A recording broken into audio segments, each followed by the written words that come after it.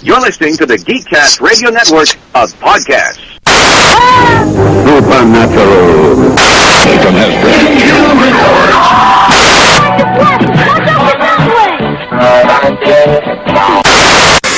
Brave Star.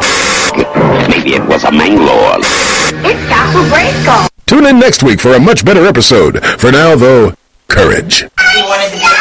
Hello and welcome to the 56th episode of ToyCast, sponsored by BigBadToyStore.com, where you can save from 20 to 90% on over 1,000 items. I am your host, DFJ Mike, and joining me is General Techno. Hello. Hello there. How are you? I'm alright. Yes. Yeah, you got a haul in today as we're recording this, and one of the pictures you took, you fucking Canadian, God. Fucking yeah, you know I took that one just to rile you. Yeah, exactly. You would react like that, so I was waiting to see what the exact reaction would be. Oh, fuck. It's fun to take.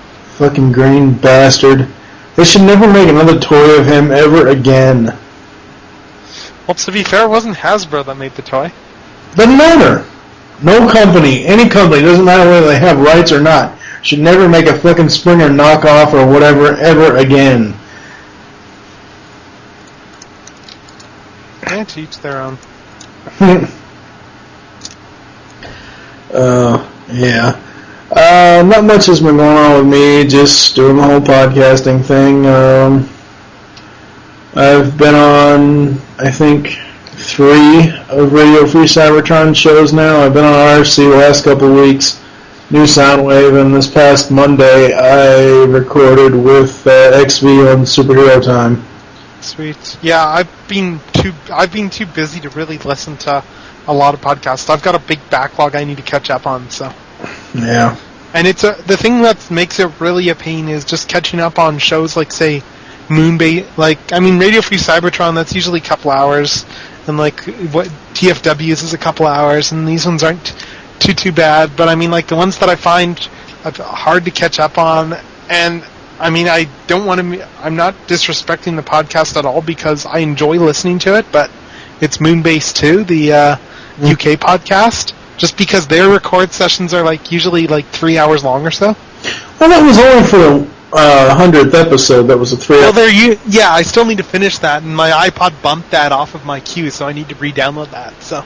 How did your iPod bump it off the queue? iTunes only syncs the last X unwatched ones. So no. You can set iTunes to. Yeah, I know you can. I just haven't changed it. That's all. Oh, I was gonna say. Yeah, no. I like listening to Moonbase 2's interviews because those were fairly interesting. I haven't listened to them a lot lately. It's nothing against them. We're probably going to end up collaborating on something in the future for ATTF or whatever, but I don't know yet. But yeah, I mainly subscribe to them for the interviews that they do with Michael Bell and Flint Dilley and all that stuff. And, their interviews are gold. Yeah. Yeah. They're very good at it. They've had plenty of practice. Yes. All right. So should not be any surprise, but who are you going to be talking about? I'm going to be talking about a certain figure that Mike here can't stand, simply because of the fact that it exists. Well, it's not just a figure, it's the entire fucking character. Yes, so I think a lot of you can guess it. Anyway, I'm going to be reviewing a figure that's gotten a lot of talk. It's a Transformer, but it's not technically a Transformer, in that it's not an official licensed Hasbro product. And in fact, it's the sort of thing which hopefully Hasbro Legal never catches wind of, because the read between the lines impression I get from Hasbro's design team is, don't tell us, quit reminding us these exist, otherwise we'll have to do something about it. But it is the Fans Project Warbot Defender figure, which they just released, which is essentially an update of the classic G1 Springer design. Yes, but legally they cannot call it Springer, so... Yes, it's called Warbot Defender. The box itself has no mention of... I'm just Let me just grab the box. It's just off to the side. It's just off to the side here. But yeah, the box has no mention of Transformers or Springer or any of that type of stuff on it whatsoever. Just a sec. Yeah, I mean, it's got its own box art. They don't use any, like, Autobot logos or anything that could be confused with Transformers. Really, the only giveaway that it's based off of a Transformers figure, to be perfectly fair to them, is the design of the figure. Yeah, the design, the head sculpt, the... Yes, because they go out of their way to not make any references to Transformers on here, so... The helicopter mode with the windshield, it's very obvious, the yellow part in front of the windshield, that's where the Autobot symbol goes. Yes. For it, so, yeah. Yeah, it's very clearly a Springer update, and I got it through Big Bad Toy Store, one of this show's sponsors, so just to plug them, like, the service was pretty good. The service for getting the haul I got was pretty good. I got him a haul with a RID figure as well as the STCC Destro, which they have. Like, if they still have it in stock by the time of this recording, get it, because it's only about $20 or so US. So considering this was retailing for $50 originally on their site, that's an insanely good deal.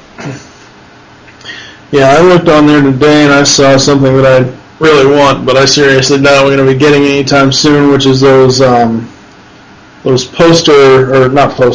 poser Sonic figures. Those are awesome. Oh, those. Oh, yeah, I went on there and then got upset when I noticed that the 3 3/4 inch wave that I haven't seen at retail here, but hadn't ordered off of BBTS or anything because they didn't have them in stock yet. I just saw that they've sold those out now, so I'm like, crap, because I really wanted those. So because and there's a new wave out in the U.S. too, which I'm gonna have to flex my contact list in order to try and get my hands on these figures, because I really both like these 3 3/4 Sonic figures. And they're doing and they've just announced as well, there's pictures that showed up of a 2-pack of Eggman and Big the Cat, who are larger than the other figures as well. Like Eggman is going to be 4 inches, and Big is going to be 4 1/4 inches. So they're going to be in scale with the other characters, and with everyone's G.I. Joes, coincidentally. Which is what I like. Yeah. So what out of the 3 modes is your favorite? Out of the 3 modes, well, I mean, Robot mode I think is the best. It's the standard. It's what it's packaged in. It's where the homage is clear. Just in terms of posability, like, this figure it's not like knockoff type quality at all. First of all, I want to say the plastic is really solid, and they've got like full proper joints on this thing. Like, it's got ratchet joints. It's got the whole It's got ratchet joints. It's got the swivel joints. It's got the whole shebang that you would expect from a traditional Hasbro figure. Only it's actually got more posability than they tend to put on their deluxes. Because as far as size goes, I'm just doing a quick comparison. It's slightly taller than the average deluxe. It'd be basically like a tall deluxe or a short Voyager, just in terms of its size. Yeah. The only problem with Warbot's robot mode is that if you pose him right, or if you lean him right, he pulls off the Matrix move. Oh, which move is that? The backwards, the falling backwards move when Neo went to move out of the bullet. Oh, yeah. Oh, you mean just because of his lack of heel support? Yeah. Oh. But see, that doesn't really come into play with this figure all that much, simply because it's that only really comes into play if, like, you're standing them statically, and even then I'm just standing them right now, and, like, I would actually have to bump him in order to knock him over. Well, yeah, that's what I'm saying. He's very stable on his own, and, like, if he's even more stable, like, he's just as stable as if you were to put him in complex poses, which is great, because you can put him in virtually any pose you want. Like, I'm going to have to rave about these arms, because the arms are the best and worst part of this figure simultaneously. Like, they're the best part because of how posable they are, but that also makes them the worst part because they're the most complex part of the transformation that's hardest to get. Yeah. because there's slightly different configurations for the arms in both modes. But yeah, in Defender's case, like, his arms are ridiculously posed. He's got rotating joints, like, at the shoulders that, do full 360 range of motion. But he's also got, because of the transformation, he can also swivel his shoulders inwards. Mm-hmm. So he can actually do stuff like, thanks to this posability, like, say, cross his arms and stuff like that. Or even, like, hold his sword two-handed. If the handle was long enough, which it isn't, he would be able to pull off a lot of dual-handed sword-wielding poses. Mm-hmm. But yeah, he's got that, and then he's got, like, a swivel at the base of his shoulder, as well at his upper arm. Like, that just goes up and down, like about 90 degrees range of motion. He's got a swivel then that does, like, the full 360 at the elbow. And then on top of that, he's got a ball joint off the elbow that his forearm's hooked up to. And plus, he's the only toy ever made so far that can actually holster and unholster his own weapons, not automatically, but if you move it in the right way. Yes. Yeah. Yes, but I mean, I'm not even done with his arm posability. There's so much there is here. Like, his fists can also, they swivel inwards, like you get with a lot of figures due to transformation. Only the way they designed it doesn't leave the hollow forearms like a lot of toys do, because of just how he transforms. And he's also got the standard wrist articulation. He's also got wrist articulation too. So really, he can do, like, his upper body can do any pose that you want to get out of him, and his legs are stable enough to be able to hold any leg pose you want because of all those ratcheting joints in there. Like, he doesn't really have many ratcheting joints in his arms, but, well, he's got some, I guess, but they're weaker ones, and the place you really need ratchets is the legs, and he's got them there. Now, admittedly, I have the same problem that Vangelis on YouTube and of TFW had with his, in that one of the knees, the ratchet is a lot weaker than the other one, but that doesn't mean that it feels like it's going to collapse anytime. It's still a very sturdy ratchet joint, and it still holds poses just fine, just not as nice as it could be. Mm-hmm. And I mean, really, that's the only quality control knock I have against this figure, which is really impressive. Like, the paint apps, well, they're stellar paint apps. They're like spot on.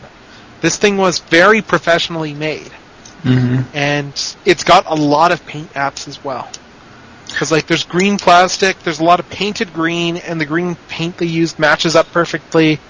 And then you've got the painted blue, and you've got gray plastic, and you've got some painted darker gray on there as well. And it's just a very good mix. A very good mix. Right. Now, see, if I ever, which, not saying I will do this, but if I ever bought him, if I ever did, thank God he comes in robot mode, because this is one toy where I would just want him for the robot mode. I would not have to buy two other ones, because, yeah, I would not be transforming him. Mm-hmm. I would have him posed in a way where everybody is basically just tromping down on him. If I ever get a Classics Rodimus, oh boy, it's over. Oh, quite honestly, I will agree with you in that, like, if you were to get this, because I know you have a hard time, you tend to have to transform your stuff one-handed. This guy, the instructions are very good with him, but even though the instructions are good, there still is a bit of a... I'd argue that the instructions are almost too detailed, and that it can kind of get unclear because they're showing the same step at various stages in a few points. I have never bought any... Plus they show photographs too, which is nice. Right. Well, I've never bought any third-party stuff yet. Not saying that I won't, not saying that I don't like third-party stuff's okay. Knockoffs, I will never buy. But even with the official Transformers Hasbro merchandise, I still have a hard time reading those instructions. I use video reviews as my instructions, because I have to actually see it be done for me to kind of follow it for the most part. Like, I had a hell of a time with a lot of the animated toys. Well, you might like the instructions on Defender then, simply because of the fact that they use actual photographs and show actual hands, and they go into painstaking detail on how to do him, which you need the painstaking detail for, because otherwise you're going to transform him incorrectly. Yeah. Because, it's a great figure for... that's probably one of the weaknesses of the figure as well, just how hard he is to transform. In that, when we first saw the pictures of him, he looked pretty straightforward in terms of, I can see how they switch the tank mode to copter mode. It's not that special. But there's a lot that goes on in the, everything moves when you switch him from one triple changer mode to the other. It's not just a simple, flip these pieces and now... Yeah. It's not at all like the original toy, in terms of, stick a propeller on there and boom, you have magically have a car now. A helicopter. Helicopter, yeah. But yeah, he looks really good in all three modes. He doesn't feel like he's going to fall apart either. He's ABS plastic plus die cast. Yeah. And the die cast is really well used. I don't have that much stuff with die cast, so the only ones that I have really are a few G1 figures that are reissues and some of the Titanium series figures. Mm-hmm. So naturally I was leery given the Titaniums and their infamous misuse of die-cast. Mm. But this figure, you can't tell it's die-cast by looking at it, first of all. But, when you touch it, it's clearly die-cast. It's got some heft and weight to it. And really, the presentation on this figure is stellar. Even on the packaging, they go the extra mile they give you the package, and then they put the package in a clear case that's separate from the packaging. Mm-hmm. So the actual, you can display it mint in box and it won't get damaged. Yeah, it's kind of kind of reminds me of the Mighty Muggs, where you have the box, then you have the plastic insert. No, it's not even that. It's this one has the plastic insert like the Mighty Muggs do, but it's got a plastic sheet on the outside of the box as well. Oh, okay. A plastic case for the box. So you take the but yeah, that's cool. Most places charge extra in order to get toys shipped that way. Yeah. They actually include this, and that is a very awesome bonus. Yeah. Yeah, he's capable of pulling off a lot of poses. He looks good next to figures, as Mike saw in my picture there. Just no. Shut up. I'm going to have to draw something or suggest that he use that picture for this review. No, won't happen. Will not happen. But yeah, the only other... Now, if you want to draw something where Classic Rodimus is kicking him in the balls, then maybe that'll work, but... Yeah, I was just thinking draw him pimp style and then going and then just making some sort of general insult to either you or Rodimus or something. No. Maybe chomping on a cigar or something. You know what's funny? When I first saw the movie, the original '86 movie, I don't know. I knew of Astro Train and Blitzwing from season 1 and 2 of G1, but when it got to the movie and they introduced this green bastard, until he did his car mode in the Junkion battle, I never knew he was a damn triple changer. Honestly, if I ever got this figure, and if I ever did buy 2 of them, I would only buy them for the robot mode and the helicopter mode. I could give a crap less about the armored car mode. To be fair, the armored car mode on this guy, I can't decide which alt mode I like better, because they've both got weaknesses about them. Yeah, aesthetically, yes, but they're both very strong. And the armored car reminds me of the Tumbler from Batman Begins. See, that's the problem with toys nowadays. Ever since that damn Tumbler came out, every armored car thing that I've seen is just tried to mimic that. Yeah, but to be fair, it works well, though, with that type of design, considering that he goes from a helicopter. Yeah, it fits Springer really well, because he's one of the wreckers, so it fits him well because he's this elite commander type guy, so of course he'd have a powerful alt mode. Because you need to justify the ground mode somehow, because realistically, if you can choose between flying and driving, if there's no benefit to driving, then it's kind of a redundant alt mode. if you make it like a heavily armored car, then it's not. Oh yeah, no, I'm not saying don't make him a heavily armored car mode, but it seems like ever since Batman Begins got released and all the Batman toys came out, the Tumbler toys and all that stuff, ever since that, every toy that I've seen since for an alt mode as far as an armored vehicle, for the most part, it seems to me it's a copycat of the Tumbler, and I don't like that. I'm not saying that Springer shouldn't have an armored car mode. He should, but I don't like the copycat thing. No, I get what you're saying. That I can see that criticism, but I mean, hell, transform it into armored car mode, paint in black, and you have a transforming Tumbler. Not quite. I mean, it shares design aesthetics, but still. The thing that I really like about this figure, though, is that I was originally on the fence because it was like I wanted him, and then started thinking, well, there's Swindle and Blastoff coming. This care, I think I'll wait and see how reviews judge this figure because he's a bit pricey, and it's third party, so I don't know what I'm getting posability-wise, given that it's Fans Project's first attempt. And then the reviews were all so positive that it was like, no question, I'm getting him and Swindle and Blastoff for definite buys now because I know that Fans Project can pull off individually. Swindle and Blastoff, what are they going to be released under? They are being released as a Munitioner and Explorer. No. I mean, what line? No, these are the more Fans Projects. Oh, okay. They're the ones that combine with the movie Bruticus toy. Okay, alright. See, they replaced two of the drone limbs, and honestly, the problem with those figures is going to be the fact that they make that the upgrade kit is for Bruticus and makes them look great combined, but the individual figures look awesome on their own. So it's the sort of thing where you have people who who really want two of these figures so that they can have them not combined. But I can't justify that to myself, so unless I see Swindle cheap. Yeah. Okay, see, I didn't know that they were Fans Project stuff, because those are really, I only, when it comes to Fans Project, outside of the City Commander Armor add-on kits, I don't pay any attention to the add-ons, like the Bruticus add-on, or whatever other add-on kits they have. Yeah, they did the Superion one. Yeah, Superion. I just haven't.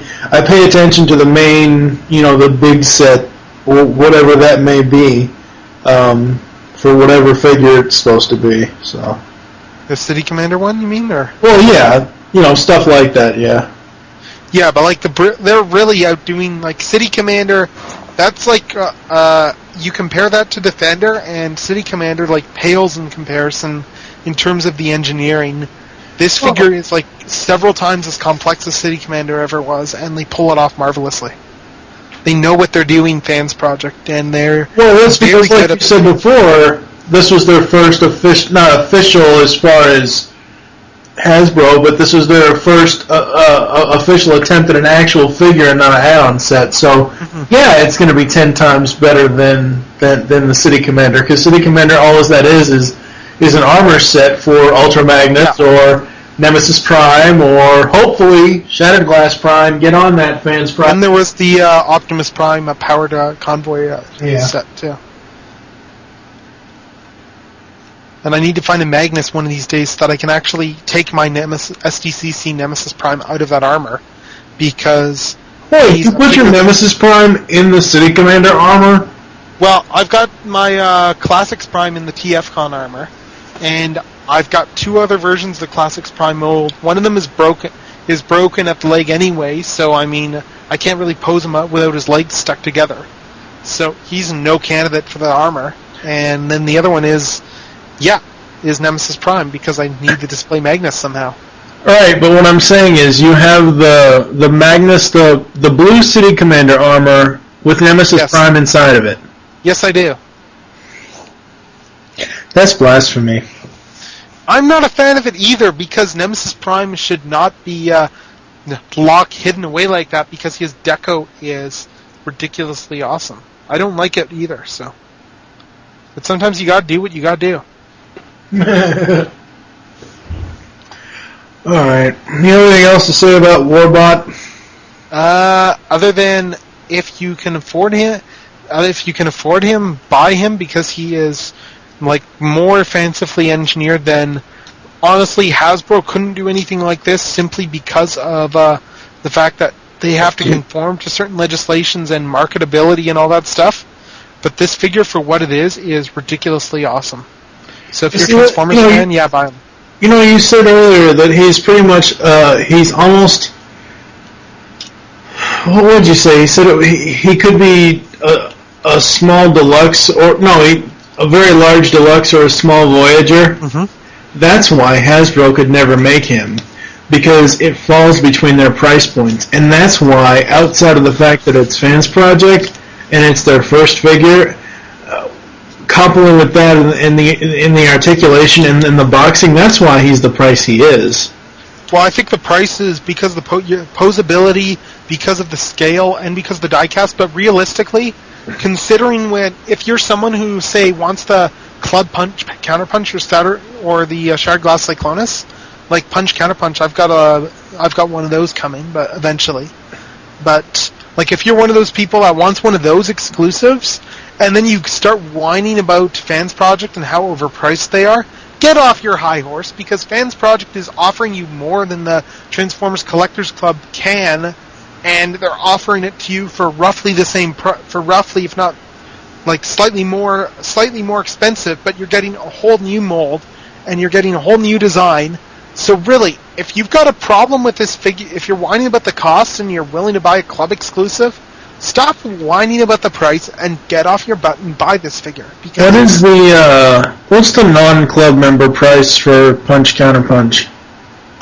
There is none now because he sold out in the weekend. I know that, but what I'm saying is when it was first released before it sold out, what was the non-club price? Can't remember offhand. I'm paying. I think it's including shipping. I think it's like it's $65 to $70 somewhere there. So yeah, and all you're getting is a new head. Yeah, but still, I mean, it's Punch Counter Punch. You know, same thing with Springer. It's one of those fan favorite characters, regardless of price, regardless of whether versus third party company versus Hasbro, or not Hasbro, but official Transformers Collectors Club. You're still paying for what you get, regardless of the price. Now, me, I probably will never buy Warbot just because. Fair enough.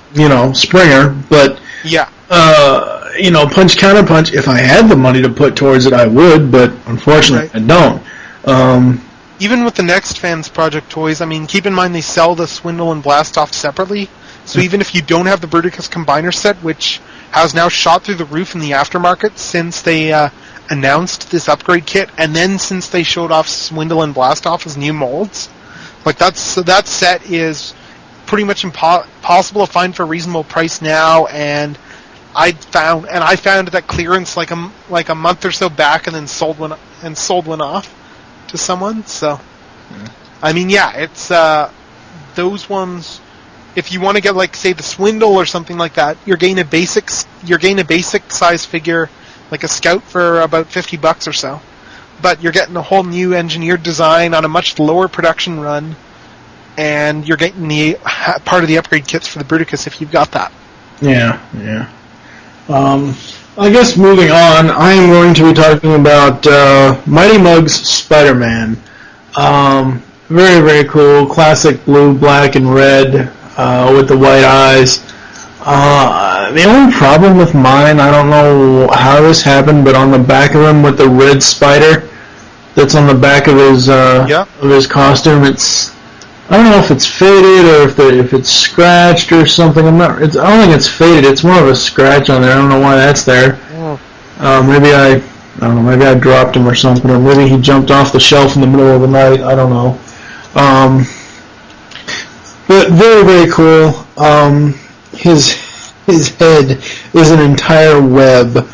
He's got the eyes that are white with the black surround on them. And then his head is red with the spider web thing, and they really did a good job on the paint apps for this. it pretty much brings it all together. The only thing I wish they would have done would be to take the spider web part all the way up around his neck. They didn't. It's just red. And then on the back of him, like I said, is the red smaller spider thing, and he's blue. One of the things they did with the chest and the cod piece was where his crotch should be. It's the spider stuff, but if you turn him around, it's just a strip of the spider stuff. It doesn't really cover. It's just like a strip, and then the rest of the back of his legs and his ass are the blue color. Very, very cool. I can't say enough for people to go check out Redhead Henry on YouTube. He just started Saga 5 for Superhero Mugs. Very, very funny stuff. Very, very cool. And yeah, Spider-Man is, part of... I think I've said this before plenty of times. I'm pretty much Muddy Mugged out now. That's nice. Then you'll be able to move on to other stuff.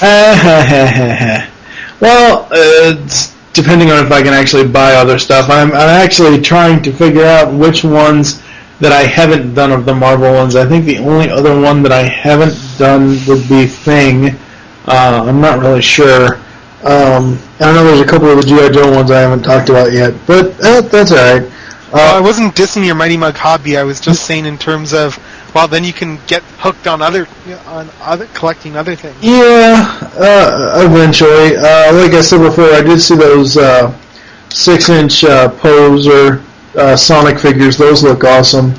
I don't know, are those plastic, or are they, what kind of material are they? They're plastic, yes. Are they? Okay. Yeah. I don't know, I don't have the Super Poser, but I do have the neck size down. I do have one of the neck size down, and I have one of the size, and I have a bunch of the 3 3/4 ones. So. Right. Yeah.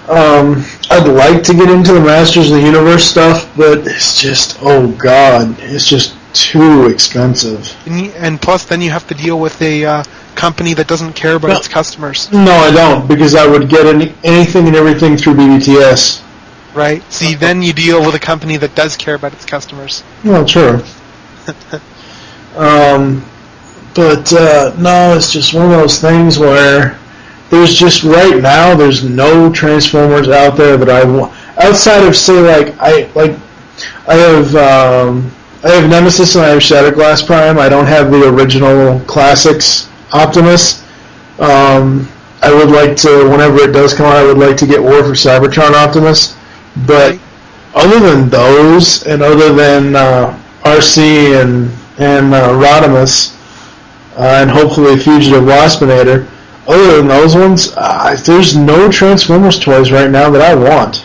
No love at all for the Power Core combiners that are coming out? I'm indifferent to them. I respect that they're there and that they're there for pretty much kids, because that's the whole gimmick behind them.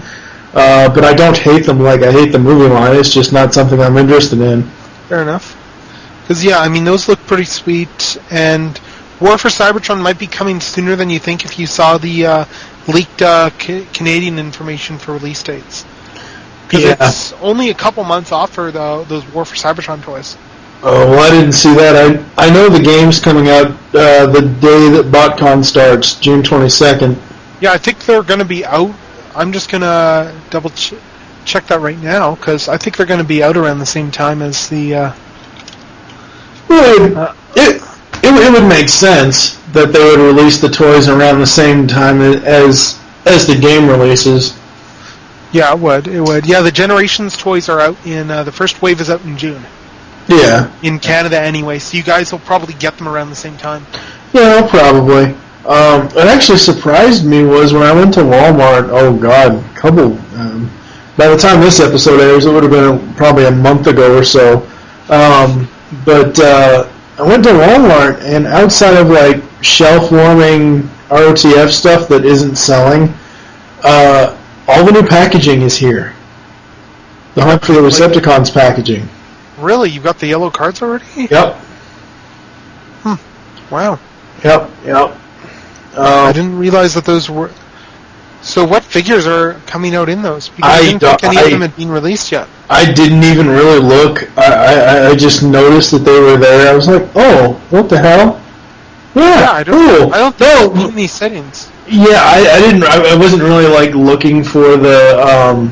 I wasn't really looking for specific figures that were in that packaging. I was just like, oh wow, cool. I was actually looking for other animated stuff. Unfortunately, they didn't have anything. Bastards. Hopefully, you find an RC and oh god, don't get me. Don't get me started. I want to find the RC, but like everybody knows, I don't get out to Toys R Us too often. Mm-hmm. I wish that they would at least put the damn thing on the fucking website already. I mean, the damn thing's been released for how long now? Month, 2 months, something like that. I don't understand why they can't just put the damn thing on the Toys R Us website. Maybe they don't have any left to sell on the website. But I don't see why they wouldn't get more stock in. I mean, it's a sought-after figure. Why wouldn't they restock? It's not like we have... I think the way exclusives work, I may be wrong on this, but I think the way they work is they tend to order a certain number or something off the bat, so... Yeah. Oh, I'll tell you what other Transformers toy I do want, eventually. I do want 2 of the Japanese gold bugs. And yes, I am calling it gold bug because that's what it looks like. But the Japanese TFA Bumblebee. Aren't they in stock now at BBTS? Yep. They were last time I looked. Yeah, I'm waiting for the lug nut, so... Yeah, the only reason why I'm going with the Japanese version of the regular Bumblebee is because none of the versions that they released here in the U.S. really appeal to me. Every video review I've seen of the original Bumblebee paint mold, people said that the paint was kind of, different and different colors, and yeah, I'm just going to go with the Japanese one because it's much shinier. Oh, that's a good reason to go with it, so... I mean, yeah, I'm going for Lugnut mainly because of the fact that I want every Lugnut toy that's come out, but... Yeah. And it's a feasible goal because I've just started working towards that goal back in 2000... wow, 2008? Or was it... Yeah, Lugnut came out in 2008, didn't he? Yeah. I just scared myself by the fact that there's still... that I'll still see them from time to time on shelves, and it's like... That was 2008. Scary. You'll be surprised what I've seen, because I saw Wave 1 of animated the other day. I like going to pharmacies like Walgreens and Rite Aid and CVS. I haven't gone to CVS yet, but I went into the local Walgreens here. I saw 3 original animated Soundwave Deluxes and 2 oil slicks in a fucking pharmacy. I don't know what the prices were for them there, but I went to Rite Aid, which is the pharmacy that my mom usually goes to, and they had the animated activator Optimus Prime. Problem with going to these places is that the smaller toys tend to be way more expensive. That animated Optimus Prime activator, they wanted $12 for that thing. They wanted deluxe price for an activator. I can believe that. So, well, the problem is that they're a pharmacy who, sells prescriptions and alcohol. I mean, that place has, that Rite Aid that we go to has like 3 aisles of booze, which is kind of scary. But, they're a pharmacy, they're a smaller company, they're not a toy store. They don't know how to price crap as far as toys go. I don't know. Do we want to bring up anything else? I can't really think of anything to bring up other than just saying, I mean, for fellow Canadians, never mind. I was going to mention certain pricing, but that'll be moot by the time this comes out. By the time this comes out, we'll be buying Power Core combiners, I'm guessing. Because those are out in probably. May. Yes, most likely. Alright, so I guess we're going to close this out. Thank you for joining us here on ToyCast. There are several ways to get in contact with us or leave feedback for the show. Visit the website, geekcastradio.com. Join our forums, PredaconEmpire.com/Nexus. Leave the show feedback in iTunes. Please do this. I did check this a while ago. We still had 5-star feedback. I don't know if we had any new reviews. I'll have to look again. Follow us on Twitter. The show name there is TF ToyCast. Mine is TFG1 Mike. What is your Twitter? Mine is General Techno. Become a fan on Facebook. Search Geekcast Radio Network. Call the voicemail line. Tell us the show you're leaving a message for and your name. 502-526-5821. We hope you enjoyed this episode of ToyCast. Wish you'll join us next time. Be sure to visit www.bigbadtoystore.com for all your Transformers toys and other related needs. For now, I am TFG1 Mike with General Techno. Thank you for listening. Until next time. Podcast good. Hey, this is Sari, and you're listening to the Geekcast Radio Network of podcasts. Supernatural.